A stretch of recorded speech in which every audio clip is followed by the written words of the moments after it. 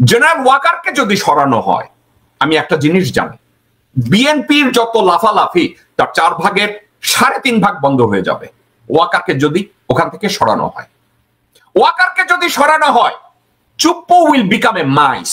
বড় মাউসও হবে না, মাইস, ছোট্ট তেলাপোকা হয়ে যাবে। কারণ ওয়াকার বাংলাদেশের অস্তিত্বকে ধারণ করে না। ওয়াকার প্রমাণিত একটা বেঈমান, একটা দুরাচার, একটা মির্জাফর। যে কোনো মূল্যে তাকে সরাতে হবে।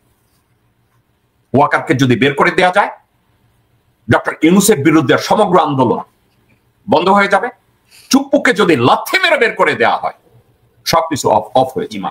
এখন আর্মির অনেক রিটায়ার্ড অফিসাররা সাবজেক্টটাকে এভাবে বলে যে সেনাপ্রধানকে সমালোচনা করা যাবে না, এবং তারা এই ন্যারেটিভটা তৈরি করতে চায় যে সেনাপ্রধানের সমালোচনা করলে পুরো আর্মিটা সমালোচিত হয়। আমি এই সাবজেক্টের সাথে খুব সম্মানের সাথে আমি দ্বিমত পোষণ করি। কারণ কি, an idiot will always stay as an idiot. They will never change their lifestyle or their philosophy. এখন একটা বেঈমান, তাকে আপনি সাজান।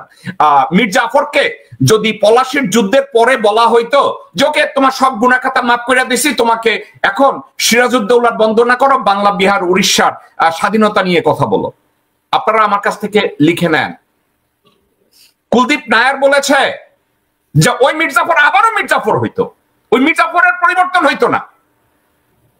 যে ওয়াকার 17 বেঙ্গল নিয়ে পিলখানার সামনে দাঁড়িয়ে বেইমানি করেছে দেশের সাথে, তার কমরেডদের সাথে, এরপরেও দেখা যায় আর্মির কিছু লোকজনরা ওয়াকারের কথা বললেই তাদের ধর্পণ শুরু হয়ে যায়। ওয়াকার মানে আর্মি।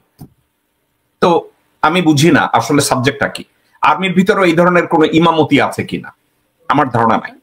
আরো একটা কথা বলেছে, আমাদের আলোচনা আরো একটা কথা আছে, আর্মির কাছে রাজনৈতিক নেতারা যায় কেন? কেন যায়? 2টা কারণে।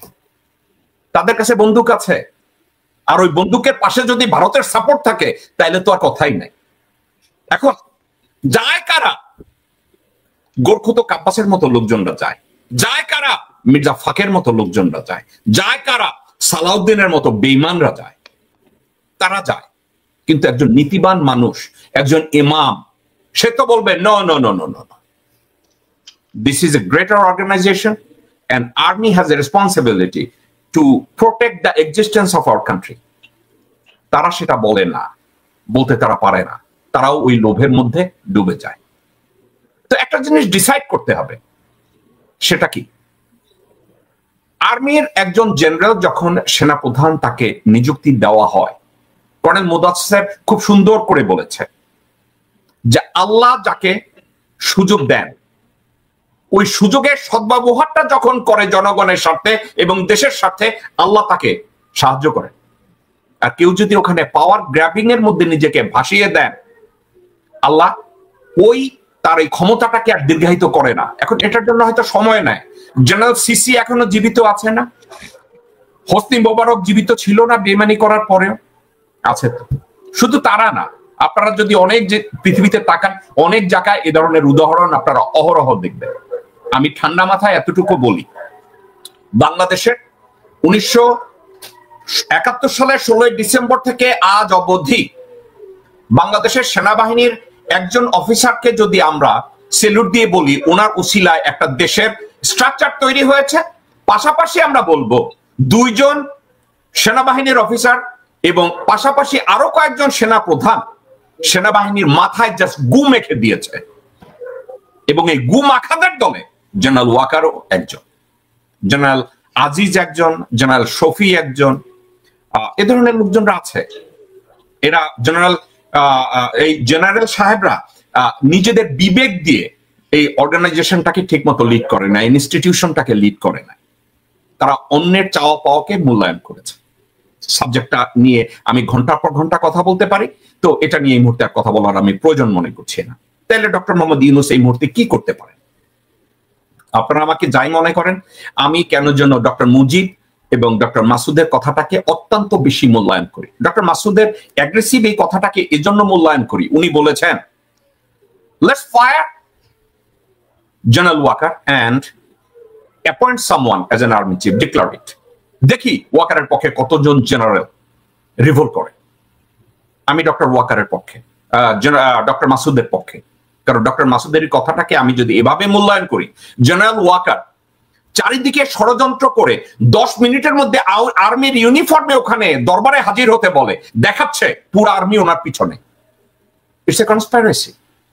আর্মিকে ভুলভাবে লিড করার জন্য সে 10 মিনিটের প্রস্তুতিতে ইউনিফর্মে ওই দরবারে হাজির হতে বলেছে।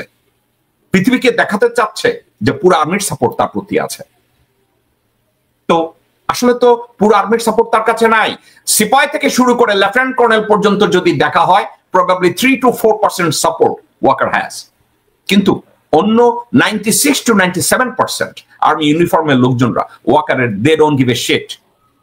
তারা বর্তমানে দেশের স্ট্যাবিলিটির জন্য ডক্টর মোহাম্মদ ইউনূসকে সমর্থন করবে, তারা দেশের রিফর্ম চায়। ওয়াকার এটা জানে, যার জন্য সে একটা দরবার করে বুঝাতে চেয়েছে আর্মিরা আমার পিছনে আছে। ওয়াকারের এটা ষড়যন্ত্রমূলক কাজ।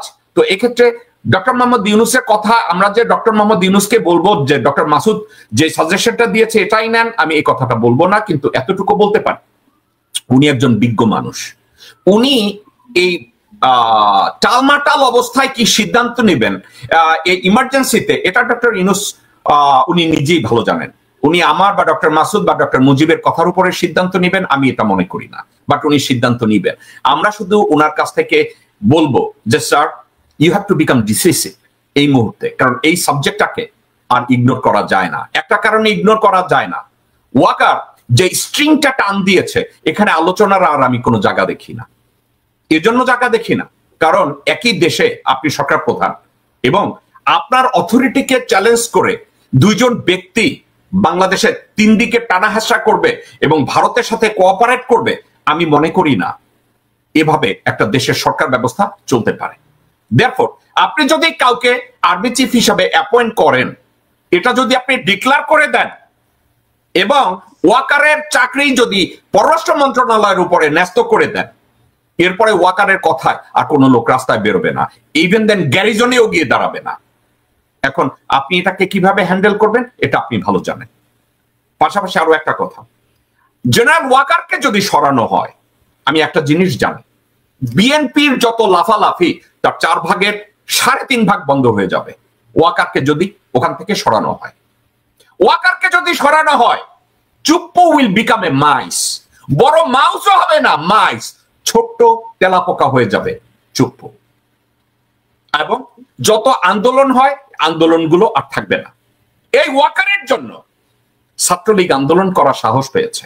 এই ওয়াকারের জন্য গোরখোদক আব্বাস এবং সালাউদ্দিনরা ঘাড় উঁচিয়ে কথা বলতে পারছে। এই ওয়াকারের জন্য এখনো আওয়ামী লীগ নিজেদের তারা ক্ষমতায় নিয়ে আসতে পারবে, এজন্য লাফাচ্ছে। Therefore, Walker is the cancer of the society. Walker become the cancer of our country. Under no circumstances, Dr. Yunus must not allow Dr. General Wakaruজ্জামান staying in his position as Chief of Army Staff.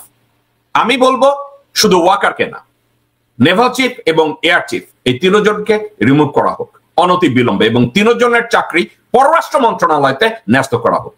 এবং আরো একটা কথা, এর আগে হয়নি এর অর্থ এটা না যে এখন হবে না। কর্নেল মোদাসির একটা কথা বলেছে, ইতিহাসে এটা ছিল না, ইতিহাসে এটা ছিল না, আমরা একটা নতুন ইতিহাস তৈরি করি। এটার জন্য সৎ সাহস দরকার, উদারতা দরকার। কর্নেল মুদাসির বলেছে একজন সেনাপ্রধানকে অন্য একটা ছোট পজিশনে যেতে হবে না। কর্নেল মুদাসির ভুলে গেছে আমেরিকার একজন প্রেসিডেন্ট হোয়াইট হাউস থেকে যাওয়ার পরে কংগ্রেস ইলেকশন করে উনি কংগ্রেসম্যান হয়েছে। ঠিক আছে, আমরা এগুলো ভুলে যাই। আমরা একটা এক্সাম্পল তৈরি করি পৃথিবীতে, যে এক্সাম্পলটা পৃথিবীর অন্য এক জায়গায় রাজনৈতিকভাবে আলোচনায় আসবে যে বাংলাদেশে এটা হয়েছে।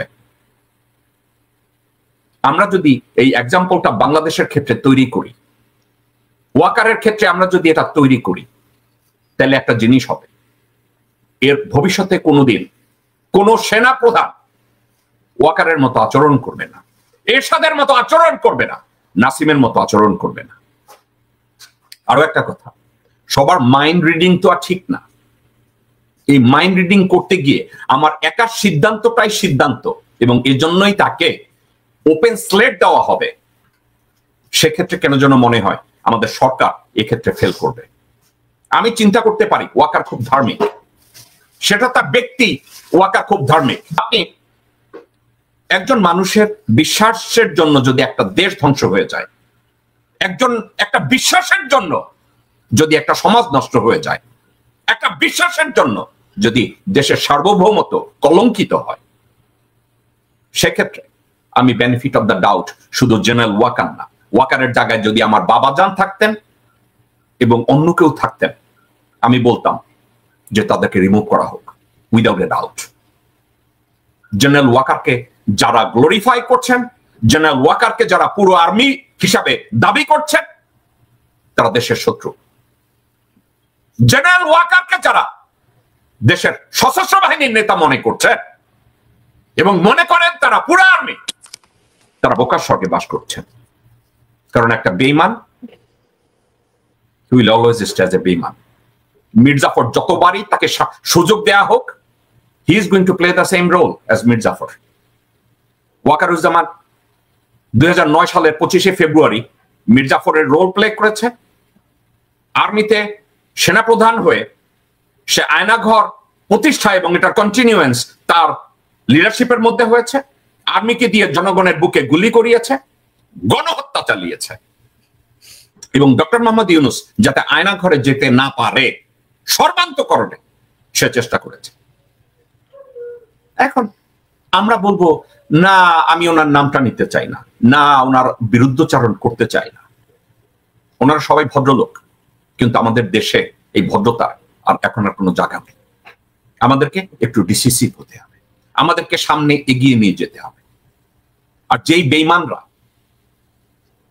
2013 সালের ডিসেম্বরে বেগম জিয়ার সাথে বেইমানি করেছে, এটা নিয়ে আমি কালকের কথা বলবো। 2013 সালের মে মাসে বিএনপির সাদেক হোসেন খোকা, মির্জা আব্বাস, আব্দুল আউয়াল মিন্টু, সামাওবায়েদ, তখন সামাওবায়েদ ছিল না, আমির খসরু মাহমুদ চৌধুরীর মতো বেঈমানরা, মির্জাফররা বেগম জিয়ার সাথে বেইমানি করেছে।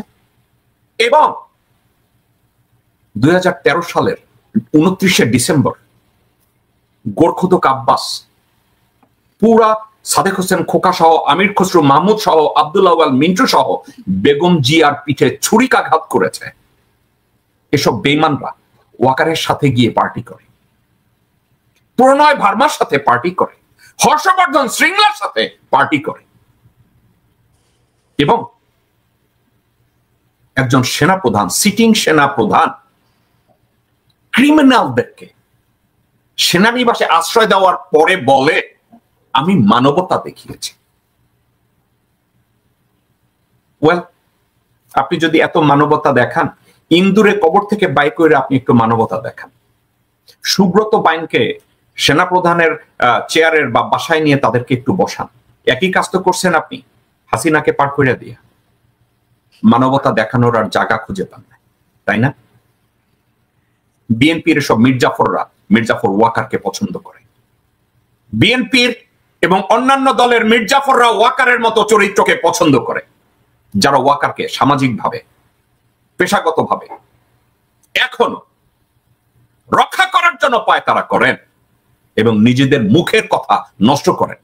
আমি তাদের জন্য শুধু একটা কথা, লানত আপনাদের উপরে। ওয়াকারকে বাংলাদেশ অ্যাফোর্ড করে না, কারণ ওয়াকার বাংলাদেশের অস্তিত্বকে ধারণ করে না। ওয়াকার প্রমাণিত একটা বেঈমান, একটা দুরাচার, একটা মির্জাফর। যে কোনো মূল্যে তাকে সরাতে হবে। ওয়াকারকে যদি বের করে দেওয়া যায়, ডক্টর ইউনূসের বিরুদ্ধে সমগ্র আন্দোলন বন্ধ হয়ে যাবে। চুপ্পুকে যদি লাথি মেরে বের করে দেওয়া হয়,